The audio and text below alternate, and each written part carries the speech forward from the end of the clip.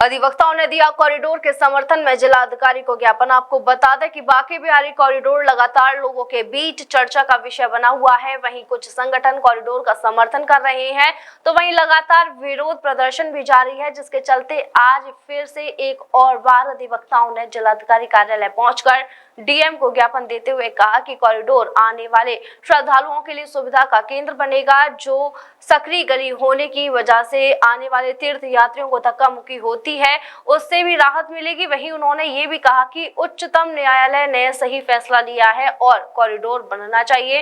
वहीं एक फैसला तालाब और पोखर को आकर्षित बनाने का माननीय उच्च न्यायालय ने कहा था, यह भी जल्द से जल्द जिला प्रशासन इस ओर ध्यान देकर मथुरा वृंदावन को एक स्मार्ट सिटी बनाए। क्या नाम है आपका और आज कॉरिडोर के समर्थन में ज्ञापन दें? जी, मैं एडवोकेट पंकज जोशी हूं और यहाँ भाजपा विधि प्रकोष्ठ में जिला सह संयोजक हूं।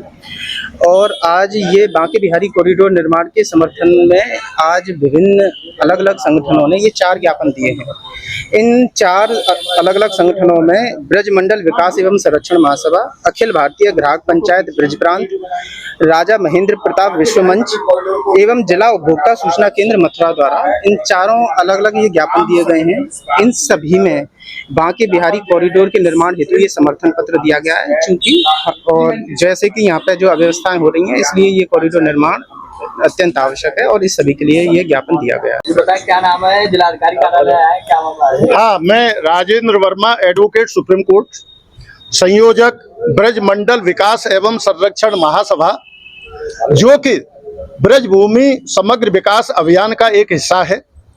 हमारा प्रयास यह है कि आज जो वृंदावन की स्थिति, जहां कभी वन कुटी कुंज हुआ करते थे, उसके स्थान पर भोग विलास युक्त विभिन्न भवन, मंदिर, आश्रम, होटल, गेस्ट हाउस, पर्यटकों की भीड़, प्रदूषण, ट्रैफिक जाम, अपराध और भूमाफिया का यहाँ प्रचुर मात्रा में हो चुका है। उसके लिए पीड़ित होकर माननीय उच्च न्यायालय ने और उच्चतम न्यायालय ने इंटरवेन किया है, वरना न्यायालय को यहाँ कोई कार्रवाई कराने की आवश्यकता नहीं थी। सारी व्यवस्थाएं चल रही थी। इस आपाधापी से मुक्ति के लिए ही ये कहा गया है कि इसका उचित कॉरिडोर बनना चाहिए, जिससे कि भीड़ से मुक्ति मिल सके और सभी जो भी पर्यटक आते हैं। यहाँ मैं एक स्पष्ट और कर दूं कि हमारे शासन की नीति है इसको बहुत बड़ा पर्यटन स्थल बनाने की है। ये अब आध्यात्मिक और धार्मिकता तो व्यक्तिगत विषय रह गया, तो पर्यटकों की सुविधा के लिए इस कॉरिडोर का निर्माण बहुत आवश्यक है और उस निर्माण का मूल कारण है माननीय उच्चतम न्यायालय का आदेश। हमारा प्रशासन के साथ में आज ये जो मांग पत्र दिया गया है वो यह है कि निश्चित रूप से माननीय उच्चतम न्यायालय के आदेशों के अनुसार इस कॉरिडोर का निर्माण आवश्यक है।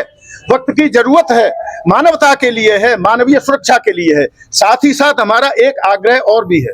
मैं पत्रकार बंधुओं से निवेदन करना चाहूंगा कि माननीय उच्चतम न्यायालय ने ही विभिन्न विषयों पर तालाबों के संरक्षण के लिए, तालाब, सरोवर, नदी, नाले, हमारी गाय, गौचरों पर अधिकतर अवैध कब्जे हैं।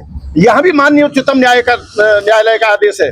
हमारा प्रशासन के साथ सहयोग करके हम उन कब्जों को हटाने के लिए हैं और वन उपवन हमारे यहाँ 450-500 पेड़ एक झटके में कट जाते हैं। एक 2-2 घंटे में यहाँ सैकड़ों पेड़ कट रहे हैं। ये ब्रज भूमि है, ताज ट्रिपेजियम के अंतर है, यहाँ एक पत्ता भी नहीं कट सकता। इसके लिए हम प्रशासन के साथ समन्वय स्थापित करके उनको यह स्मरण कराने के लिए कि यह माननीय उच्चतम न्यायालय के आदेश हैं, जिनका पालन करना प्रशासन की जिम्मेदारी है और हम सभी ब्रजवासियों की ये जिम्मेदारी है, नैतिक जिम्मेदारी है कि हम प्रशासन को इन सारे के सारे मसलों में सहयोग प्रदान करें। अंतवत्स श्रीनिमार्क अंतर्राष्ट्रीय समाज कल्याण ट्रस्ट से, दिल्ली से। महाजनों ये न गतस्स पंथा, हमें अपने जीवन का मार्ग, समाज का मार्ग कैसे रखना चाहिए, जिसमें महाजन माने बड़ों ने जो किया हो उसके अनुसार।